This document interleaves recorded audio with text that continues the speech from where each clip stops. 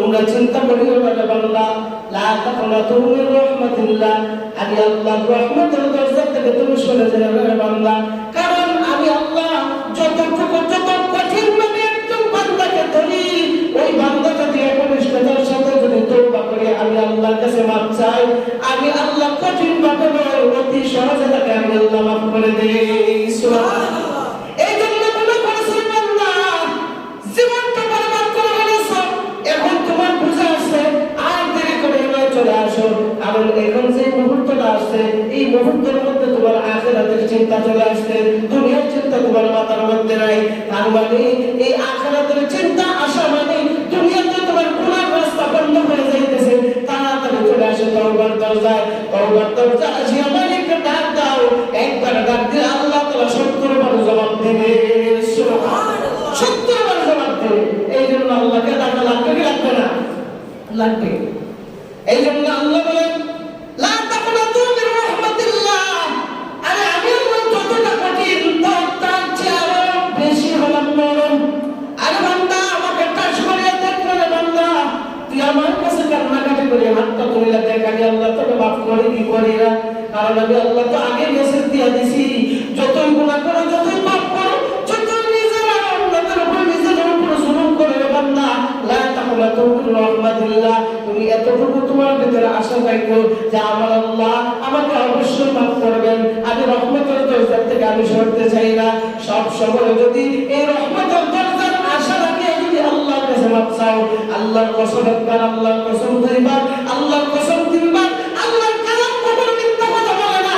লা তাকনাতু মির রাহমাতিল্লাহ, আল্লাহ বলেন রহমতের দরজা থেকে রে বান্দা তুই সরস নাই, আজ মাফ চা, আমি আল্লাহ তোকে মাফ করে দিলাম। সুবহানাল্লাহ। এই জন্য রহমতের দরজা আমাদের জন্য খোলা আছে না নাই? আছে। আল্লাহ বলেন মরণ পর্যন্ত, মরণের আগ পর্যন্ত রে বান্দা তোর চতুর্পাশে আমি আল্লাহর রহমত দিয়ে বেষ্টন করে ধরে রাখি। সুবহানাল্লাহ। আর না বলে বান্দা ঘর থেকে যদি তুই বের হও, কত শয়তানে তোকে আক্রমণ করে, ঘর থেকে বের হইলে শয়তানের ওয়াসওয়াসায় পড়ে কত গুনাহ করে। যদি আমি আল্লাহ রহমত দিয়ে যদি বেষ্টন করে না রাখতাম, রাস্তাঘাটে সেকেন্ডের ভিতরে তোকে মৃত্যুবরণ করাইতাম, রাস্তাঘাটে সিগার কুকুরে নিয়ে তোকে লোক দিতাম। কেন দেই না? আরে তুই যখন এক হাত আগাস, আমার আল্লাহ রহমত 2 হাত আগায় যায়। সুবহানাল্লাহ। এই জন্য আল্লাহ বলেন আমার রহমত থেকে বঞ্চিত হইও না। রহমত থেকে যদি বঞ্চিত হয়ে যাও বান্দা, আমার আল্লাহর জিম্মাদারির ভিতরে তুমি আর থাকো নাই। আল্লাহর জিম্মাদারির ভিতরে যেই বান্দা থাকে না, ওই বান্দার দায়িত্ব আমার আল্লাহর দরবারে নেওয়া হয় না। এই জন্য আল্লাহর জিম্মাদারির ভিতরে থাকতে হবে। আল্লাহর নবীর প্রিয় সাহাবী হযরত আব্দুল্লাহ ইবনে মাসউদ রাদিয়াল্লাহু তাআলা আনহু বলেন যে 3টা জিনিসের ব্যাপারে আমি কসম করে বলতে পারি, যে 3টা জিনিসের ব্যাপারে আল্লাহ রব্বুল আলামিন কখনো গাফিল করবেন না, এই কসম করে বলতে পারে। আর চতুর্থ যে জিনিসটা, এই চতুর্থ জিনিসটা অবশ্যই আল্লাহ এই 3টার সাথে আল্লাহ দিয়ে দিবেন। সুবহানাল্লাহ। 1 নম্বর হলো আল্লাহ তাআলা যাকে এই পার্থিব জীবনের মধ্যে আল্লাহ রব্বুল আলামিন বন্ধু হিসেবে কবুল করেছেন, ওলি হিসেবে কবুল করেছেন, মায়ের মানুষ হিসেবে আল্লাহ তাআলা কবুল করেছেন। আল্লাহু আকবার। কিয়ামতের ময়দানে আল্লাহ রব্বুল আলামিন তাকে বন্ধু হিসেবে আল্লাহ উঠাবেন। সুবহানাল্লাহ। আমি আশা রাখি যে আল্লাহ রব্বুল আলামিন এই 3টা রাস্তা কখনো বন্ধ করবেন না। যাকে আল্লাহ মহব্বত করেন, এই পার্থিব জীবনের মধ্যে যাকে মহব্বত করে যাবে বন্ধু হিসেবে গ্রহণ করে নিয়েছেন, পরকালে আল্লাহ তাআলা বন্ধু হিসেবে তাকে উঠাবেন। 2 নম্বর হলো একজন মুসলমান চাই তার ঈমান সামান্য পরিমাণ দুর্বল হোক, তার দুর্বল ঈমান হোক, কখনো ওই মুসলিম ব্যক্তির সঙ্গে আল্লাহ তাআলা অমুসলিমদের মতো আচরণ করবেন না। অর্থাৎ একজন ভিন্ন ধর্মী যারা আছে তাদের সঙ্গে আল্লাহ তাআলা যে আচরণ করবেন, একজন মুসলিম যদিও তার একদম নগণ্য ঈমান হয়, আল্লাহ তাআলা ওই ব্যক্তির সঙ্গে অমুসলিম বান্দার সঙ্গে যে আচরণ করেন, যে নিয়মাবলী আল্লাহ তাআলা দিয়ে দিয়েছেন, একজন ন্যূনতম ঈমানদার বান্দার সঙ্গে কখনো এই আচরণ করবেন না। 3 নম্বর হলো যে ব্যক্তি যাকে ভালোবাসে, হাসরের ময়দানে আল্লাহ রব্বুল আলামিন তার সঙ্গে হাসর করাবে। সুবহানাল্লাহ। তার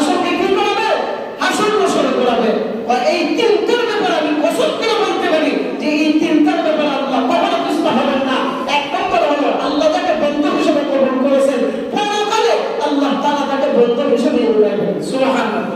দুই নম্বর হলো যে ব্যক্তি মুসলমান এর ন্যূনতম ঈমান থাকলো তার সঙ্গে ওইরকম আচরণ করবেন না যে রকম আচরণ অন্যান্য ধর্মাবলম্বীরা যারা আছে তাদের সঙ্গে করেন।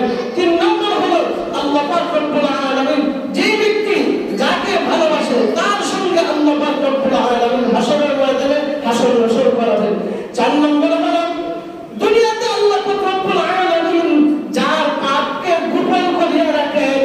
হযরত আব্দুল্লাহ ইবনে আব্বাস বলেন যে ব্যক্তির পাপগুলোকে আল্লাহ তাআলা বেষ্টন করে দুনিয়া রাখেন। বলেন তো আমরা যে গুনাহ কাজগুলো করেছি এই যে ছোটকাল থেকে বাল্যকাল থেকে যে সময় বালেগ হয়েছি বালেগ হওয়ার পর থেকে এই পর্যন্ত যত গুনাহ কাজ করেছি এগুলোকে আল্লাহ প্রকাশ করছেন না ডাইকা রাখছেন? কথা বলেন না। আর আমরা গুনাহ দেখাবো, কেউ গুনাহ কেউ দেখার মতো শক্তি আছে? তো কথা বলেন না কেন? আমাদের গুনাহ আল্লাহ ডাইকা রাখছেন কি রাখছেন না? আরে ভাই যদি আমার গুনাহ আপনারা দেখতেন জীবনে ইমাম সাহেব পড়ে রাখতেন না, যদি আমার গুনাহ আপনারা দেখতেন জীবনে আমার পিছনে নামাজ পড়তেন না, যদি আমার গুনাহ আপনারা দেখতেন কখন আসসালামু আলাইকুম বলে আমাকে সম্মান করতেন না, আমার গুনাহ যদি আপনারা দেখতেন জীবনে কখন আমাকে সম্মান করিয়া দাওয়াত দিয়া না খাওয়াইতেন না। আল্লাহ তাআলা আমাদের গুনাহগুলোকে এমন ভাবে রাখিয়ে রাখছেন।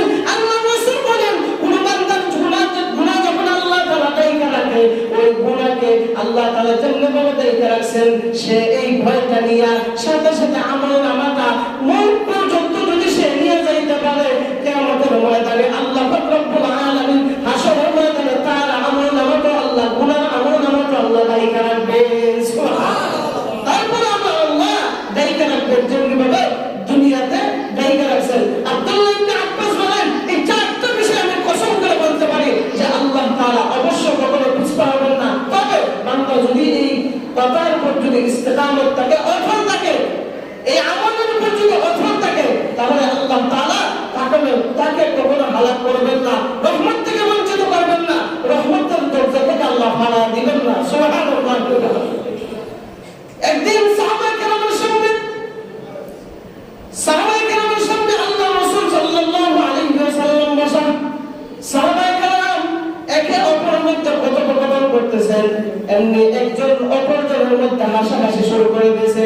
একজন অপরজনের মধ্যে হাসাহাসি ঠাট্টা বিদ্রুপ শুরু করে দিয়েছে। যখন হাসাহাসি করতেছে আল্লাহ রাসূল তাদের হাসাহাসি দেখলেন।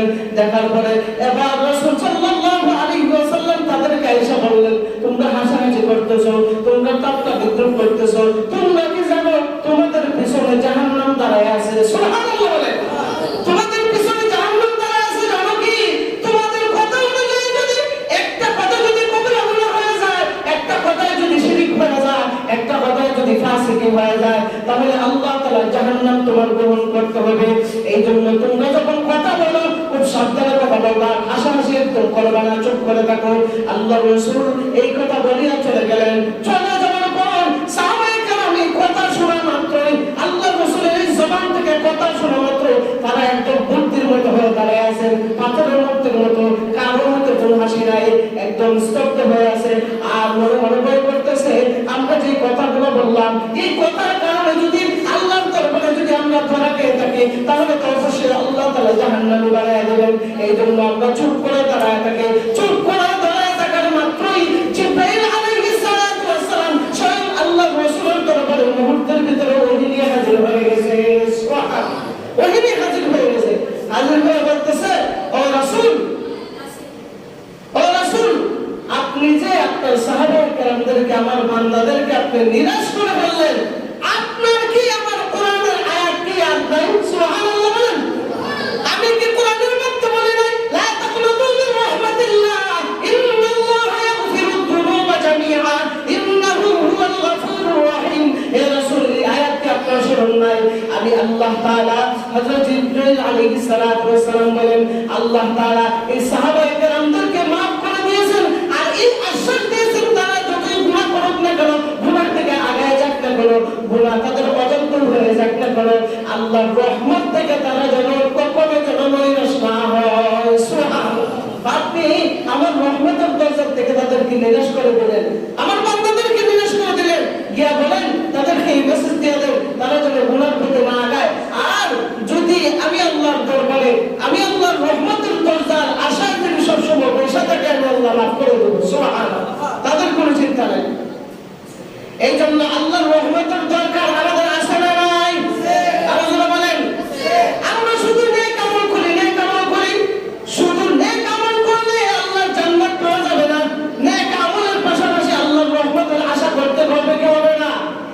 কথা বলে না, আল্লাহর রহমতের প্রয়োজন নাই।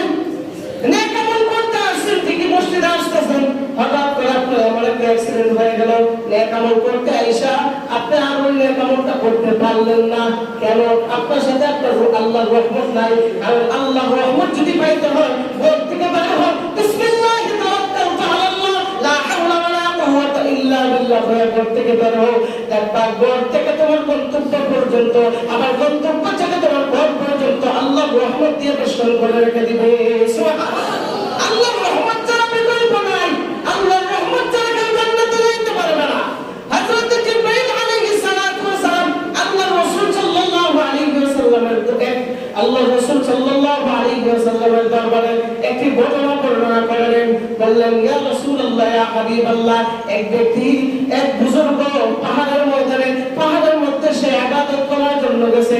তার সাথে কাউকে দেয়া যায় নাই, তার খাবার কোনো কিছু নেওয়া যায় নাই। পাহাড়ের মধ্যে সে থাকে, চতুর্দিকে সমুদ্র, এই সমুদ্রের মধ্যে যে পানি, এটা হলো লবণাক্ত পানি। বলেন তো কোন মানুষ লবণাক্ত পানি খেয়ে পয়সা থাকতে পারবে? কথা বলেন না, পয়সা থাকতে পারবে না। এখন পানি কোথায়? ইয়া রাসূলুল্লাহ, আল্লাহ পাক রব্বুল আলামিন এই পাহাড়ের মধ্যে ওই বান্দার জন্য আল্লাহ তাআলা কুদরতিভাবে মিষ্টি পানির ঝর্ণা আল্লাহ চালু করে দিয়েছে। সুবহানাল্লাহ। এরপরে ঝর্ণা কেন চালু করছে? এটাতে এসে ওযু গোসল করবে, আল্লাহর ইবাদত করবে, কথাই নাকি বলহা বলে তা তো আল্লাহ পানির ব্যবস্থা হয়েছে, কিন্তু খাবারের তো কোনো ব্যবস্থা নাই। ওই বান্দা এই পাহাড়ের মধ্যে খাবার খাইয়ে তো ইবাদত করতে হবে, তাহলে সে উপবাস থাকতে পারবে না। এমনি বলে, ইয়া রাসূলুল্লাহ, ইয়া হাবিবাল্লাহ, পাহাড়ের মধ্যে আল্লাহ পাক রব্বুল আলামিন একটা ডালিম গাছের চারা রোপণ করে দিয়েছিলেন।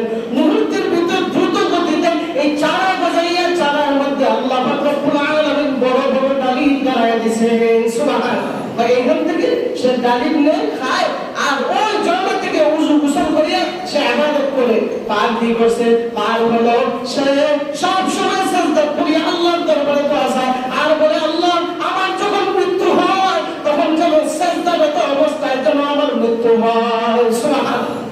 আল্লাহ তাআলা তার দোয়া কবুল করে নিয়েছেন।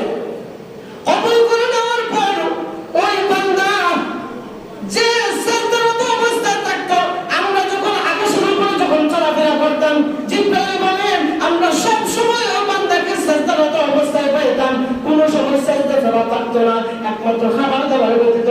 খানা দাওয়া খাইয়া আবার সে সিজদায় পড়ে থাকতো, যেন তার সিজদায় মৃত্যু হয়। আল্লাহু আকবার। আল্লাহ তাআলার হুকুমে ওই বান্দাকে আল্লাহ তাআলা সিজদারত অবস্থায় মৃত্যু দান করেছেন। সুবহানাল্লাহ। সিজদারত অবস্থায় যখন মৃত্যু দান করেছেন, মৃত্যু দান করার পর আল্লাহ পাক রব্বুল আলামিন এবার তাকে ওই ব্যক্তিকে ডাক দিলেন, ওই ব্যক্তিকে ডাক দিলেন, ডাক দিয়ে জিজ্ঞাসা করবেন, ও বান্দা, তুমি যে এত বছর ইবাদত করেছো আমি আল্লাহ সন্তুষ্টির জন্য, তাই নাকি? বলে হ্যাঁ। এমনি বলে, তাহলে আমার সন্তুষ্টির জন্য যদি ইবাদত করে থাকো, আমি আল্লাহ, আমি কুদরতি রহমত এবং বরকতের মাধ্যমে তোমাকে জান্নাতের মালিক বানাইলাম। সুবহানাল্লাহ। তখন ওই ব্যক্তি বলবে, আল্লাহ এত বছর যাবত আমি ইবাদত করেছি, এত বছর যাবত আমি ইবাদত করেছি, তাহলে আপনার রহমতে, আপনার বরকতের কারণে যদি আমি জান্নাতে যেতে হয়, তাহলে আমার এত বছরের নেক বন্দেগী কেন করব? সুবহানাল্লাহ বলে। এমনি আল্লাহ বলেন, আরে তোমার নেক বন্দেগী তো আছেই, পাশাপাশি আমি আল্লাহর রহমত লাগবে, রহমত ছাড়া তুমি জান্নাতের মালিক হতে পারবে না। হয় না, আমার এত বছরের যে বন্দেগী আছে, এই বন্দেগী দিয়ে আমি তোমার জান্নাত কামাই করব। আল্লাহ তাআলা ফেরেশতাকে অর্ডার করলেন, যাও তাকে একটু জাহান্নামের দিকে নিয়ে যাও। সুবহানাল্লাহ। ওই বান্দাকে ফেরেশতারা টেনে হেঁচড়ে যখন জাহান্নামের দিকে নিয়ে গেছে, জাহান্নামের দিকে নিয়ে যাওয়ার পর এবার ওই বান্দা চিৎকার করে আর বলে, আল্লাহ আল্লাহ, আমার আমল নামা দিয়ে জান্নাতে যাওয়ার দরকার নাই, আপনার রহমত দিয়ে আমি জান্নাতে যেতে চাই। সুবহানাল্লাহ। রহমত দিয়ে জান্নাতে যেতে চাই। আল্লাহ তাআলা ওই ফেরেশতাদেরকে অর্ডার করলেন, আমার দিকে ওই বান্দাকে আবার নিয়ে আসুন। আসার পরে ওই বান্দাকে আবার আল্লাহ তাআলা প্রশ্ন করতেছেন, এ বান্দা, বলো তো তোমাকে সৃষ্টি করছে কে? বলেন তো আমাদের সৃষ্টিকর্তা কে? আর জোরে বলেন। ওই বান্দা বলে, নিশ্চয়ই আপনি আল্লাহ, আপনি ছাড়া তো কেউ সৃষ্টি করার মালিক নাই, একমাত্র আপনি সৃষ্টি করেছেন। বলে তাহলে তুমি বন্ধ, ও বান্দা আল্লাহ তুমি তাহলে বলে তো তোমাকে খাওয়ায় কে, তোমাকে ফরায় কে, তোমাকে সৃষ্টি করায় কে? কয় আল্লাহ আপনি সব কিছু করেছেন। বলেন তো পাহাড়ের মধ্যে যখন তুমি আসছিলা তখন তোমার চতুর্পাশে লবণাক্ত পানি ছিল, তোমাকে মিষ্টি পানির ব্যবস্থা করে দিয়েছে কে? আপনি দিয়েছেন, তাই নাকি? তোমার খাবার ডালিম গাছের ব্যবস্থা করে দিয়েছে কে? আপনি ব্যবস্থা করে দিয়েছেন। তুমি যে সেজদারত অবস্থায় মৃত্যুবরণ করেছো, এই মৃত্যুবরণ করাইছে কে? আপনি করাইছেন। এতগুলো নিয়ামত দেওয়ার পর ওই যে আমি যে নিয়ামতগুলো দিয়েছি একটা আমার রহমতের বিকল্প নাই, সব রহমত দিয়ে আমি আল্লাহ ব্যবস্থা করে দিয়েছি। সুবহানাল্লাহ। তোমার মৃত্যুটা আমি আল্লাহর রহমতই হয়েছে। এখন বলো তুমি কি রহমতে যেতে চাও না তোমার আমলনামা দিয়ে যাইতে চাও? ও হে আল্লাহ আমলনামা আমার দরকার নাই, আপনি আমাকে রহমত দিয়ে দেন। আল্লাহ বলেন না, শুধু আমার রহমত দিয়েই হবে না, রহমত এবং আমলনামা উভয়টা মিলিয়ে আমি আল্লাহর জান্নাতে চলে যাব। সুবহানাল্লাহ। কারণ এক্সাম্পল দেখেন, একটা আমাদের দুইটা হাত আছে না নাই? বলেন, একটা হাতের নাম কি? ডান হাত। একটা হাতের নাম, আরেকটা হাতের নাম বাম হাত। কেউ যদি একটা লাঠি ভাঙতে চায়, কোনো কিছু ডাল ভাঙতে চায়, দুই হাত প্রয়োজন লাগবে কি লাগবে না? বলেন না কেন? বলেন তো দুই হাতের শক্তি কি একরকম না? কোন হাতে শক্তি বেশি? ডান হাতে। এখন ডান হাতে যদি বলে আমার বাম হাতের প্রয়োজন নাই, কারণ বাম হাতের থেকে আমার ডান হাতে শক্তি বেশি, আমি এক হাত দিয়ে আমি লাঠি ভাঙবো, কে আমার পর্যন্ত চেষ্টা করলে পারবে? বাম হাতে যদি বলে ডান হাত থেকে হয়তো আমি একটু দুর্বল, তার মানে এটা নয় আমিও ভাঙতে পারি। বাম হাতে যদি চেষ্টা করে ভাঙতে পারবে, তার মানে ডান হাত যতই শক্তিশালী হোক, বাম হাত যতই দুর্বল হোক, তোমরা উভয়জনে মিলে একটা ডাল ভাঙা। ও ভাই, যদি বলেন তা আল্লাহর রহমতে যদি জান্নাতে যাইতে হয় তাহলে আমল করে লাভ কি? শুধু আল্লাহর রহমত দিয়ে জান্নাত পাওয়ার আশা করলে হবে না। কারণ কোন বান্দা যখন আমলনামার মধ্যে যখন আমল ঢুকায়, যখন সে ইবাদত করে, ইবাদত করার মাধ্যমে আল্লাহ তাআলার রহমত অর্জন হয়। সুবহানাল্লাহ। এইজন্য শুধু আমল করে জান্নাতে যেতে পারবে না, আল্লাহর রহমত লাগবে। আবার আল্লাহর রহমত দিয়ে জান্নাতে যেতে পারবে না, কি লাগবে? আমল লাগবে। আমল এবং রহমত অ্যাডজাস্ট হয়ে আল্লাহর জান্নাতে প্রবেশ করাবে। সুবহানাল্লাহ। এইজন্য আল্লাহর রহমত দরকার আছে না নাই? আছে না নাই? এইজন্য সব সময় দোয়া করবেন, আল্লাহ আপনার রহমতের বেষ্টনের ভিতরে আমাকে রাখেন। আয় আল্লাহ আমি কাজ করতে চাইতেছি, আপনার রহমত দিয়ে আমাকে মালামাল করেন। আয় আল্লাহ আমি একটা ভোট করতেছি, আপনার রহমত দিয়ে আমাকে সাহায্য করেন। আয় আল্লাহ আমার মেয়ে ছেলে বিবাহ দিতেছি, আয় আল্লাহ আপনি আপনার রহমত দিয়ে আমাকে সাহায্য করেন। আল্লাহর রহমত ব্যতীত কোনো কাজ করা, কোনো কাজে হাসিলতা অর্জন করা কখনো সম্ভব নয়। আল্লাহ পাক রব্বুল আলামিন আমাদেরকে যতদিন দুনিয়াতে বাঁচায় রাখেন, এমনকি হাসরের ময়দান পর্যন্ত আল্লাহ তাআলা আল্লাহর রহমত দিয়ে আমাদেরকে সাহায্য করেন, বলেন আমিন। কারণ হাসরের ময়দানে স্বয়ং শয়তানও আল্লাহর রহমত পাওয়ার জন্য আশা করবে। সুবহানাল্লাহ বলেন। কারণ শয়তান পরকালের মধ্যে হে কি সুখী না দুঃখী? কথা বলে না। শয়তান পরকালে হাসরের ময়দানে সুখী না দুঃখী? আরে দুঃখী তো, যা ক্ষমতা হেতু দুনিয়াতে, আখিরাতে কি তার কোনো ক্ষমতা চলবে? কোনো ক্ষমতা চলবে না। বরঞ্চ যাদেরকে সে জান্নাতের পথ থেকে সরায় নিয়ে জাহান্নামের রাস্তায় উঠাবে, ওই সমস্ত ব্যক্তিরা হাসরের ময়দানে যখন তাকে ধরবে, তখন সে বলবে আমার জানে আমি বাঁচাই দিতে পারবো না। তোমরা বলবা তুমি আমাদেরকে দাওয়াত দিছিলে কেন? আমি দাওয়াত দেওয়ার কারণই ছিল তোমরা জাহান্নামে বানাবো। তাহলে তুমি তো জাহান্নামে পার হইলে লাভ নাই। আমি আল্লাহর রহমতের আশায় বসে আছি, আল্লাহর রহমতের আশায় বসে আছে। আমি যেদিন তোমাকে এত সুযোগ দিয়েছিলাম, এরপরে তুমি গ্রহণ করে নাই, যাও তুমি তো জাহান্নামী, তোমার সাথী সঙ্গী তোমার কথা শুনে যারা গেছে তারাও জাহান্নামী। বলেন নাউজুবিল্লাহ। আল্লাহ পাক রব্বুল আলামিন আমাদেরকে সর্বক্ষেত্রে আল্লাহর রহমতের বেষ্টনের ভিতরে রাখার তৌফিক আল্লাহ তাআলা দান করুক। সবাই বলে আমিন। ওয়া আখিরু দাওয়ানা আনিল হামদুলিল্লাহি রাব্বিল আলামিন।